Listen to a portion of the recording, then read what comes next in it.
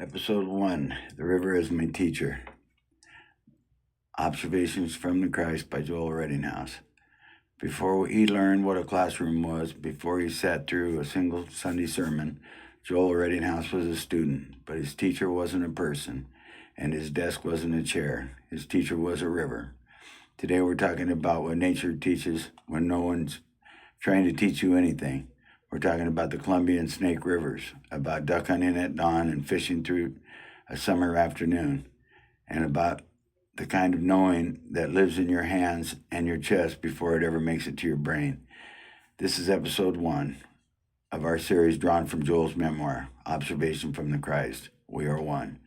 The rivers. Joel grew up at the junction of the Columbia and Snake Rivers in the Tri-Cities area of Washington State. If you've ever been there, picture two great bodies of water shaking hands, slow, heavy, and ancient. Sacagawea Park sat right there on the bank, and for a young boy with his boots and a fishing pole, it was the center of the universe. His earliest memories aren't of houses and streets or school. They were of water and wilderness, of ducks racing off the river at dawn, of the slap of a fishing line hitting the current, of a sharp cold, of the sharp cold of the morning air that smelled like wet earth. He writes about climbing into a battered aluminum skiff before the sun had even thought about rising.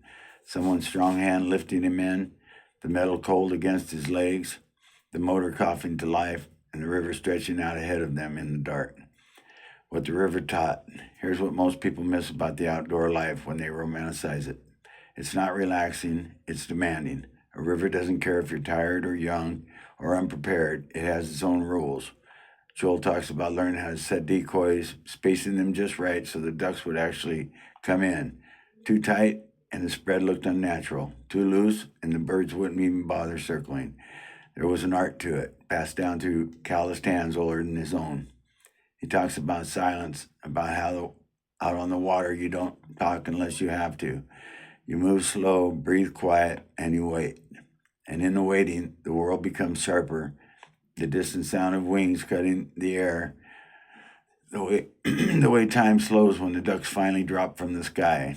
Feet stretch toward the decoys like they're coming home. There's nothing in the world like the moment when the ducks come in. The way they drop out of the sky, wings cupped, feet stretching towards the decoys like they're coming home. Time slows down. Every breath, every movement becomes magnified.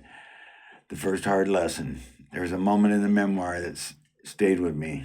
Joel described the first time he hit a duck, that deep, primal thrill of having done it, and then right underneath it, a strange sadness, a flicker of grief for the life he had taken. He says that feeling never fully went away. Even when the ducks became second nature, even when his aim sharpened and his instincts hardened, that flicker was always there, a reminder that life and death are never as simple as they seem. That's not sentimentality. That's a child learning something that most adults spend their whole lives avoiding. The real connection to the living world comes with a real cost. Baptized by wilderness. The rivers weren't just a backdrop. Joel says they were a whole stage. He learned to read the weather by the way the wind moved across the water. He learned to track animals by the shape of their footprints in the mud. He learned to sit still long enough to notice the tiny miracles. A dragonfly landing on his knee, the silver arc of fish breaking the surface, the slow blink of a heron standing motionless on one leg. He came home from those days caked in mud and river muck. His mother would make him strip down on the porch before she'd let him in the door. She called him a wild little river rat, and maybe that's exactly what he was. But here's the thing about being shaped by rivers and storms and open skies. It follows you. Decades later, when Joel was in hospital beds, lonely motel rooms, and broken down trucks, when his life had completely come apart, he would close his eyes and the river would come back to him. The feel of the wet boots on the slick rocks, the sharp smell of mud and fish, and the low, patient hum of the water whispering, "You're still here, you're still alive, keep moving." What it means. Joel's river years gave him something that no school, no church ever did. They gave him a baseline for truth, the sense that the world had rhythms that didn't require your opinion, that the patience was not the same as passivity, that providing for your family or community was kind of a sacred act, and they gave him something else, a place inside himself to return to. No matter how far he wandered from it, no matter how loud the jungle got, the river was always there, steady and indifferent.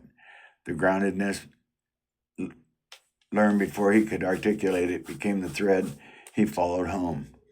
We'll be following that thread with him all season long. Find the book, everything you just heard, the rivers, the jungle, the prayer by the water, the morning in the kitchen. It's all in Joel Redding House's memoirs, Observations from the Christ. We are one.